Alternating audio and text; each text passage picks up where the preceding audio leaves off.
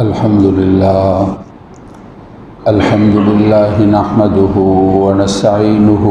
ونستغفره ونعوذ بالله من شرور أنفسنا ومن سيئات أعمالنا من يهده الله فلا مضل له ومن يضلله فلا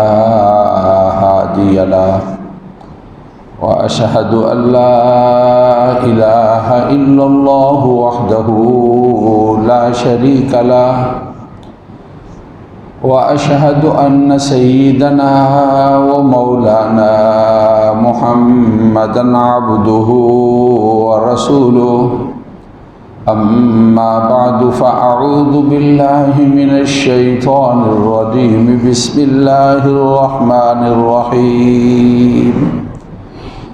أم حسبت أن أصحاب الكهف والرقيم كانوا من آياتنا عجبا إذ أوى الفتية إلى الكهف فقالوا ربنا آتنا من لدنك رحمة وهيئ لنا من أمرنا رشدا فضربنا على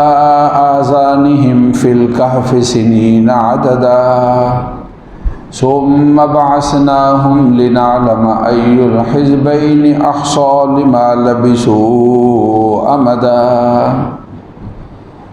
کیا آپ کا خیال یہ ہے کہ غار والوں کا واقعہ اور رقیم کا ہمارے عجائبات میں سے نشانیاں ہیں؟ جب ٹھکانہ بنایا نوجوانوں نے غار کی طرف پس کہنے لگے اے ہمارے رب ہمیں دیجئے اپنے پاس سے مہربانی اور بنا دیجئے ہمارے کام کے اندر درستگی۔ پس ہم نے ان کو تھپکی دی کانوں پر غار میں گنتی کے چند سال، اور پھر ہم نے ان کو اٹھایا تاکہ جانیں دو جماعتوں میں سے کس نے زیادہ یاد کیا ہے ٹھہرے رہنے کی مدت کو۔ صدق اللہ العظیم وبلغنا رسولہ النبی الکریم۔ واجب صد احترام معزز سامعین، قرآن مجید فرقان حمید کی چند آیات مبارکہ تلاوت کی گئی ہیں جن کا تعلق 15واں پارہ سورۃ کہف اور اس کا پہلا رکوع اور اس کی یہ آخری آیات مبارکہ ہیں جن کی تلاوت اور ترجمہ آپ نے سنا ہے۔ سورۃ کہف مکی صورتوں میں سے ہے۔ رسول اللہ صلی اللہ علیہ وسلم کی ہجرت مبارکہ سے پہلے اس کا نزول ہوا ہے۔ اس سورۃ مبارکہ میں اللہ رب العزت کی ذات نے کئی اہم واقعات کو بیان کیا ہے۔ ان میں سے ایک اہم واقعہ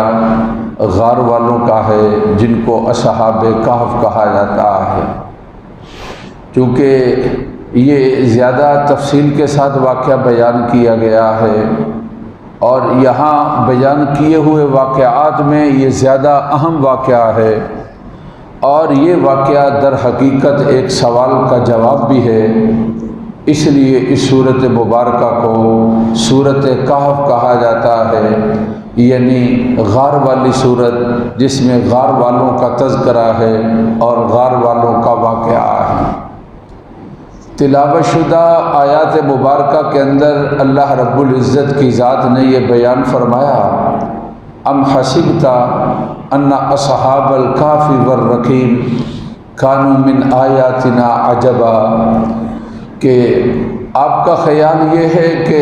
اصحاب کہف کا واقعہ ہو یا اصحاب رقیم کا، ہمارے عجائبات کی نشانیوں میں سے ہے اور قدرت کے جو عجائبات ہیں ان کی آیات میں سے ہے۔ تو میں نے گزشتہ جمعے عرض کیا تھا کہ ایک تفسیر یہ ہے کہ اصحاب کہف اور اصحاب رقیم ایک ہی واقعہ ہے جس کو یہاں پر قرآن مجید نے بیان فرمایا ہے۔ لیکن بہت سارے حضرات مفسرین اکرام کا خیال یہ ہے کہ اصحاب رقیم ایک الگ واقعہ ہے اور اصحاب کہف جو ہے وہ الگ واقعہ ہے۔ اصحاب کہف کا واقعہ قرآن مجید نے سورۃ مبارکہ کے اندر قدر تفصیل کے ساتھ بیان کیا ہے، اور اصحاب رقیم کا واقعہ قرآن مجید نے صرف اس کا تذکرہ کیا ہے۔ قرآن کی تفصیل کو صاحب قرآن محمد الرسول اللہ صلی اللہ علیہ وسلم کی ذات اقدس بیان فرمانے والی ہے،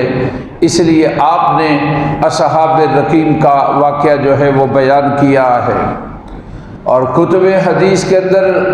ایک واقعہ جس کو بیان کیا گیا اور حضرات محدثین کرام بیان کرتے ہیں، اس واقعہ کو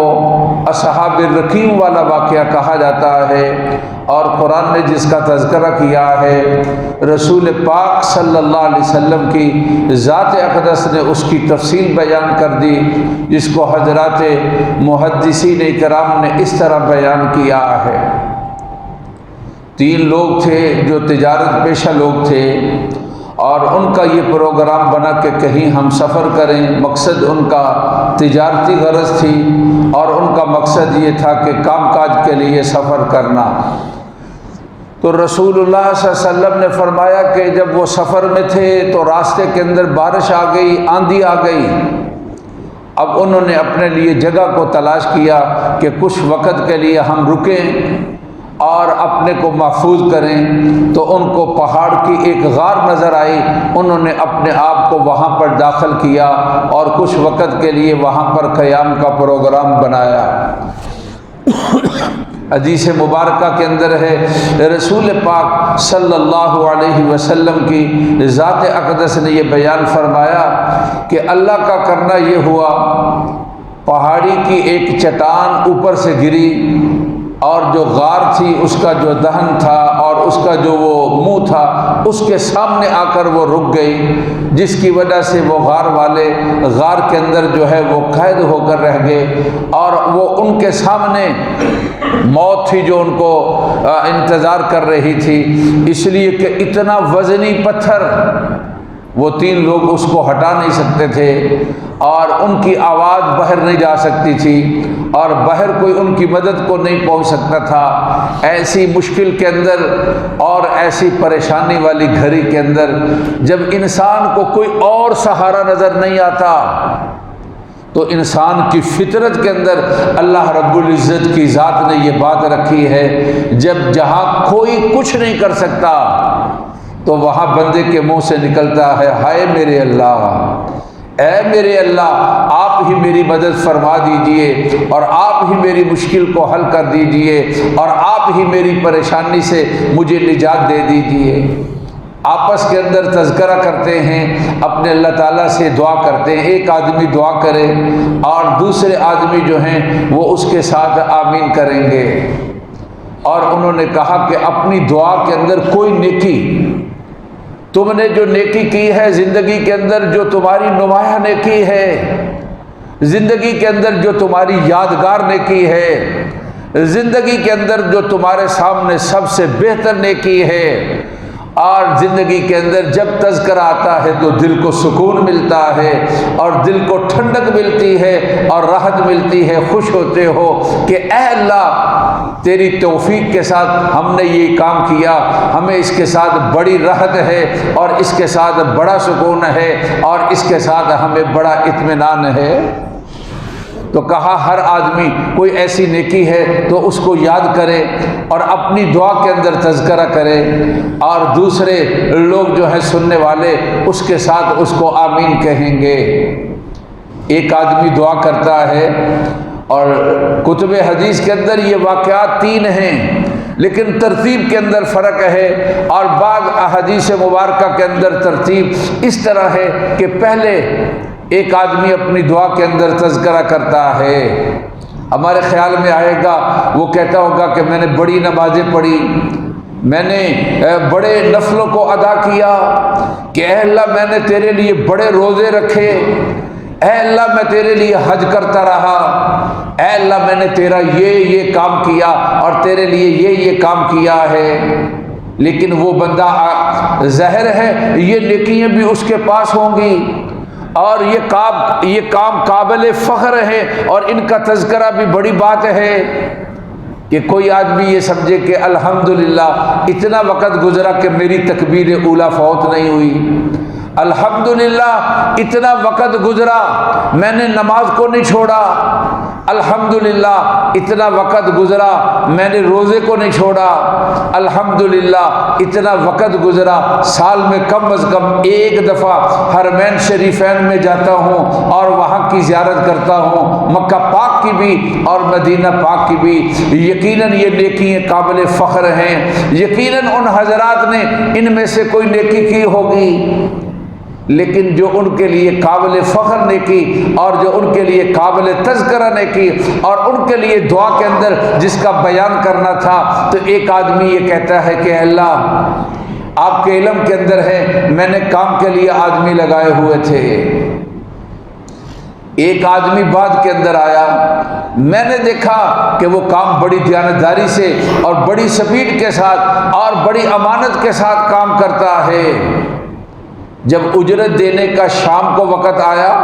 کچھ لوگ تھے جنہوں نے صبح سے کام کیا، ایک وہ آدمی تھا جو درمیان میں آیا اور اس نے کام کیا اور کام اس نے بہت زیادہ کیا تھا،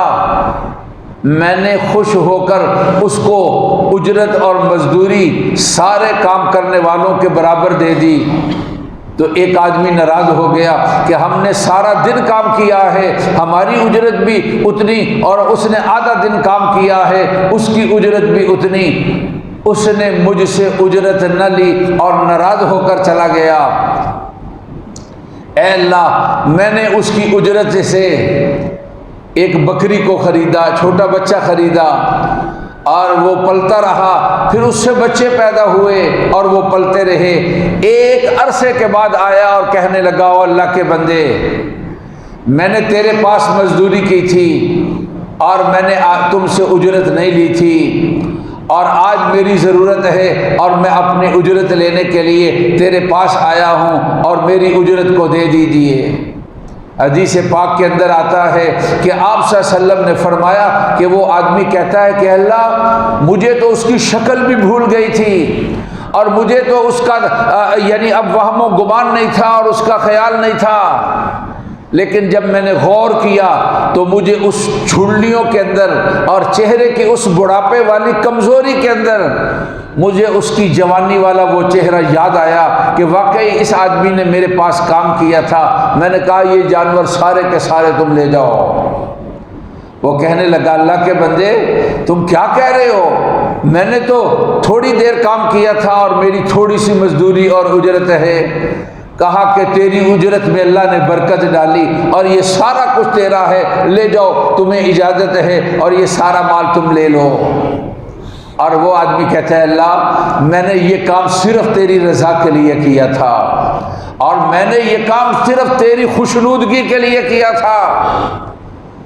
اگر یہ میری نیکی آپ کے ہاں مقبول ہے تو مجھے اور میرے ساتھیوں کو اس تکلیف سے بچا لیجئے۔ اور ساتھیوں نے آمین کہا۔ تو روایت کے اندر آتا ہے آپ صلی اللہ علیہ وسلم نے ارشاد فرمایا اللہ کی ذات نے اس کی دعا کو قبول کیا اور تھوڑا سا پتھر جو ہے وہ ہٹ گیا جس کے ساتھ بحر کی روشنائی اور بحر کا کچھ ماحول جو تھا وہ نظر آنے لگا،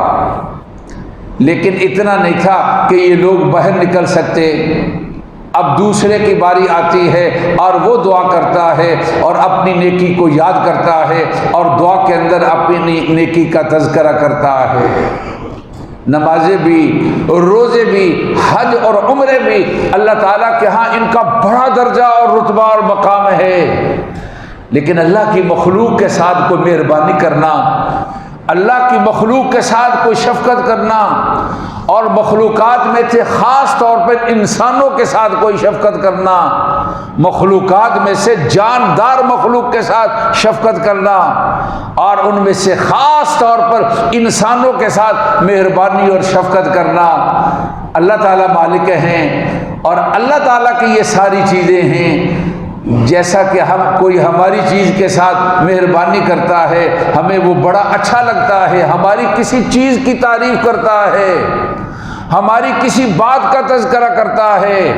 ہمارے کسی عمل کا تذکرہ کرتا ہے، تو ہمیں وہ آدمی بڑا اچھا لگتا ہے، اور اگر ہماری کسی چیز پر اعتراض کرتا ہے تو ہمیں وہ آدمی اچھا نہیں لگتا ہے۔ اللہ رب العزت کے ہاں بھی جو اللہ تعالیٰ کی مخلوق کے ساتھ شفقت کرنے والا، اللہ کی مخلوق کے ساتھ محبت کرنے والا، اور اللہ کی مخلوق کے ساتھ ہمدردی رکھنے والا، اللہ کی مخلوق کے ساتھ نرمی پیدا کرنے والا، وہ انسان بھی اللہ تعالیٰ کو بڑا پسند ہے۔ کتب حدیث کے اندر رسول پاک صلی اللہ علیہ وسلم کی ذات اقدس نے اس پر بڑے واقعات بیان کیے ہیں۔ وہ مشہور واقعہ ہے بخاری شریف کا، ایک روایت کے اندر مرد کا تذکرہ ہے اور ایک روایت کے اندر عورت کا تذکرہ ہے۔ ایک ایسا ویسا آدمی تھا یا ایسی ویسی عورت تھی، اس کا گزر ایک کنویں سے ہوا اور پیاس لگی تھی، پانی پیا۔ اب اس کے بعد اس نے دیکھا کہ کتا ہے اور وہ اس نے زبان باہر نکالی ہوئی ہے اور شدت پیاس کے اندر ہے۔ رسول پاک صلی اللہ علیہ وسلم نے فرمایا کہ اس نے اپنے کپڑے کے ساتھ اپنے موزے کو، جوتے کو باندھا اور اس کنویں کے اندر لٹکایا اور پانی باہر آیا، اور اس پانی کو اس کتے کے سامنے رکھ دیا، اور کتے نے زبان کے ساتھ پانی کو چاٹا اور پی گیا، اور اس نے الگ ہو کر اللہ کا شکر ادا کیا کہ اللہ تیری مخلوق کو میں نے پانی پلایا ہے، اور ایک پیاسا جانور تھا میں نے اس کو پانی پلایا ہے۔ فرمایا رسول پاک صلی اللہ علیہ وسلم کی ذات اقدس نے، اللہ کی ذات نے اس وقت کے نبی کو وحی بھیجی اور پیغام بھیجا۔ کہتے ہیں کہ وہ آدمی فوت ہوا، اللہ کے نبی کو پیغام آیا، اور اس آدمی کے گھر کے دروازے پر لکھا تھا، جس کو سارا محلہ یہ سمجھتا تھا کہ یہ برا ہے، اور جس کو سارے جاننے والے سمجھتے تھے اس نے کوئی غلط کام نہیں چھوڑا ہے، اور جس کے بارے میں خیال یہ تھا کہ یہ دوزخی ہے۔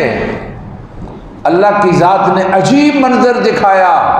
کہ اس صبح اٹھے تو اس کے دروازے پر لکھا ہوا تھا کہ اللہ کی ذات نے اس آدمی کی مغفرت کر دی ہے، اور اس وقت کے نبی کو یہ پیغام بھیجا اور وہی بھیجی کہ ہم نے وہ بندہ، اس نے یہ کام کیا تھا اور اس نے یہ اچھا کام کیا تھا، ہمیں یہ اس کی اچھائی پسند آئی ہے، ہم نے اس کی اس نیکی کی اور اچھائی کی وجہ سے اس کی ساری کی ساری غلطیوں کو اور خطاؤں کو ہم نے معاف فرما دیا ہے۔ جانداروں کے ساتھ کوئی اچھائی کرنا اور بھلائی کرنا، گھروں کے اندر پودے رکھ لینا خوبصورتی کی علامت ہے۔ اگر یہ نیت کر لی جائے کہ یہاں چھوٹے چھوٹے پرندے آئیں گے، وہ ان پودوں سے اپنی خوراک اٹھائیں گے، اور ان کے لیے ساتھ کچھ دانے کا انتظام کر دیا، اور ان کے لیے کچھ برتن پانی کا لٹکا دیا، یہ پانی بھی پئیں گے۔ یہ اللہ تعالیٰ کی مخلوق ہے، جس طرح ہماری ضرورتیں ہیں اس طرح ان کی ضرورتیں ہیں۔ اللہ ان کی ضرورتوں کو پورا فرماتے ہیں، اور صبح کو نکلتے ہیں تو شام اپنی ضرورتیں پوری کر کے اپنے گھروں کو پہنچتے ہیں۔ لیکن اگر میں ذریعہ بن جاؤں تو میرے لیے نجات ہے، اور میرے لیے اچھائی ہے، اور میرے لیے بہتر ہے۔ اور اس طرح پرندوں کے لیے، اس طرح ایسے جانوروں کے لیے، ان کے لیے کھانے کا اور پینے کا انتظام کر دینا، کتنا خرچہ اس پر آئے گا۔ بعض لوگوں کا اس طرح بڑا دھیان اور خیال ہوتا ہے، گھروں میں پودے اس نیت کے ساتھ رکھتے ہیں، پودوں کے پاس پانی کا انتظام اس نیت کے ساتھ رکھتے ہیں، اور وہاں پر دانے کا انتظام اس نیت کے ساتھ رکھتے ہیں۔ اللہ کی مخلوق کے ساتھ کی ہوئی بھلائی اللہ رب العزت کو بڑی پسند آتی ہے۔ اب دوسرا آدمی، اس نے دعا کی اور دعا کے اندر یہ تذکرہ کرتا ہے کہ اے اللہ، ایک عورت تھی جس کو میں بڑا پسند کرتا تھا اور میری اس کے بارے میں خواہش تھی، لیکن وہ میری خواہش کو پورا نہیں ہونے دیتی تھی۔ اس کو مالی ضرورت پیش آ گئی اور وہ میرے پاس آئی اور اس نے کہا کہ اللہ کے بندے، میری یہ حاجت اور ضرورت ہے، اس کو پورا کرو۔ میں نے اپنی خواہش کو اس کے سامنے ظاہر کر دیا اور اس نے سوچ کے ساتھ آخر میرے ساتھ اس نے حامی بھر لی کہ میں اس کے لیے تیار ہوں۔ رسول اللہ صلی اللہ علیہ وسلم نے فرمایا کہ وہ آدمی اپنی دعا کے اندر تذکرہ کرتا ہے، اے اللہ آپ جانتے ہیں میں جب اپنی خواہش کو پورا کرنے پر پوری طاقت اور قدرت رکھتا تھا اور میں اس کے لیے بالکل یعنی میرے لیے اختیار تھا، میں نے دیکھا کہ وہ بڑی خوف زدہ ہے۔ میں نے پوچھا کہ اللہ کی بندی میرے تیرے ساتھ کوئی جبر تو نہیں کیا؟ تیری رضامندی کے ساتھ میں اپنی خواہش پورا کرنا چاہتا ہوں۔ اس نے کہا مجھے اللہ کا ڈر لگتا ہے، میں نے زندگی میں آج تک یہ گناہ نہیں کیا ہے، مجھے اللہ کا ڈر ہے۔ اے اللہ، وہ مجبور عورت تیرے ڈر اور خوف کی وجہ سے اس کی یہ حالت تھی، تو نے میرے دل کے اندر یہ بات ڈالی جب یہ مجبور اتنی ڈر اور خوف کے اندر ہے، مجھے بھی اپنے اللہ سے ڈرنا چاہیے اور خوف کرنا چاہیے۔ میں نے صرف تیرے ڈر کی وجہ سے اور تیرے خوف کی وجہ سے اللہ میں نے اپنی خواہش کو پورا نہ کیا اور میں نے اس گناہ کو چھوڑ دیا۔ میری اگر یہ نیکی تیرے ہاں مقبول ہے تو اے اللہ مجھے بھی اور میرے ساتھیوں کو بھی اس پریشانی سے نکال لیجئے۔ چنانچہ انہوں نے آمین کہی اور اللہ کی ذات نے اس کی دعا کے قبولیت کے ساتھ اس پتھر کو ذرا سا ہٹا دیا۔ لیکن اب بھی اتنا نہیں تھا کہ اس کے ساتھ وہ لوگ باہر آ جاتے۔ اب تیسرے آدمی کی باری تھی اور وہ اپنی دعا کے اندر تذکرہ کر رہا ہے اور کہتے ہیں کہ اللہ میرے پاس بکریاں جانور میں ان کو چراتا اور جنگل میں لے جاتا،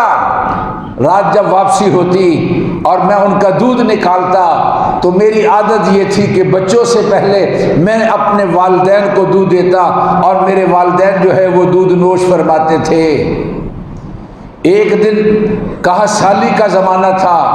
اور ہریالی اور درخت نہیں ملتے تھے، میں جنگل کے اندر پھیل گیا اور میرے جانور پھیل گئے اور گم ہو گئے اور میں اس کو تلاش کرنے کے اندر لیٹ ہو گئی اور بہت وقت لگ گیا۔ آج جب میں واپس آیا اور میں نے دودھ کو دھویا اور اپنے والدین کے پاس پہنچا تو وہ دونوں سو چکے تھے۔ اے اللہ میں ساری رات کھڑا رہا، ابھی میرے ابو بیدار ہوں گے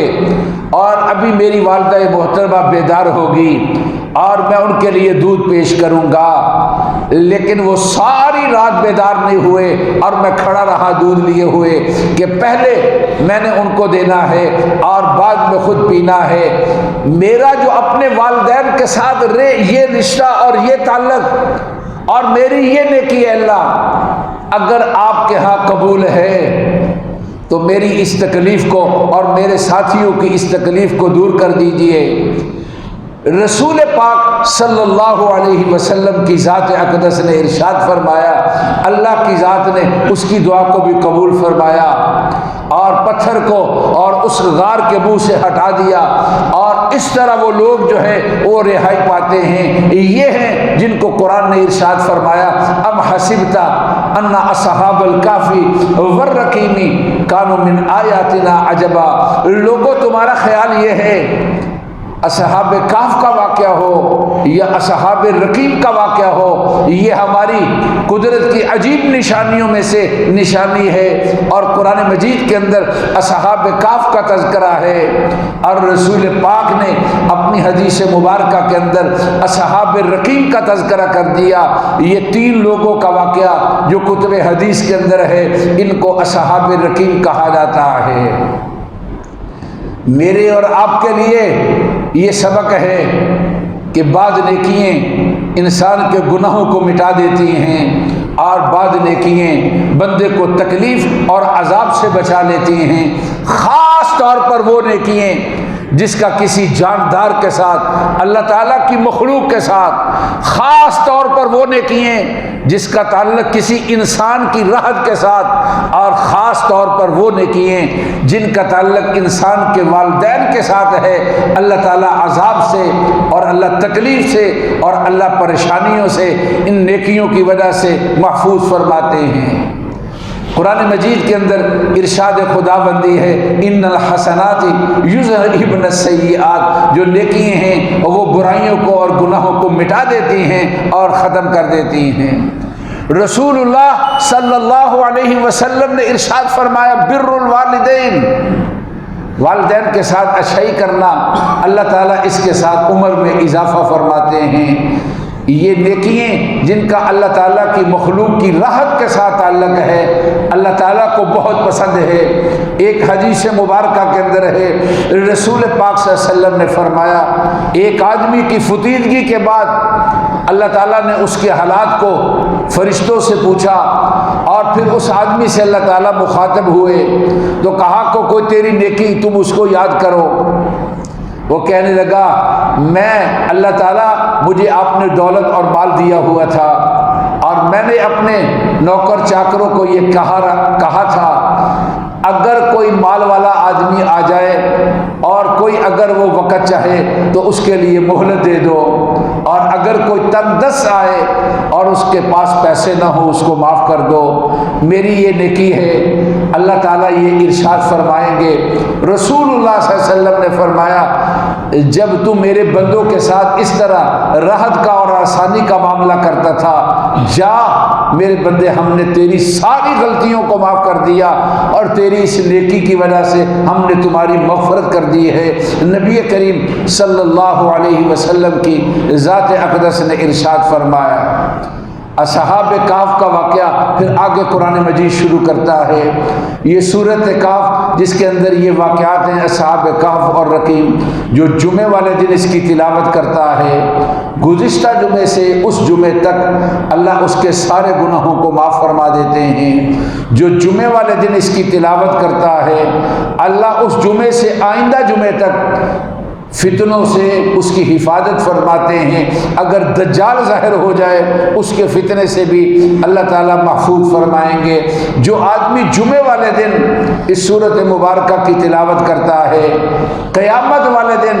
اللہ تعالیٰ اس کو نور دیں گے، اور جو اس کے آگے ہوگا اور محشر میں یہ سارے سمجھیں گے کہ یہ وہ آدمی ہے جو جمعے کے دن سورۃ کہف کی تلاوت کرنے والا تھا۔ اللہ مجھے بھی اور آپ کو بھی توفیق دے۔ ربنا تقبل منا انک انت السمیع العلیم، سنتے ادا فرما۔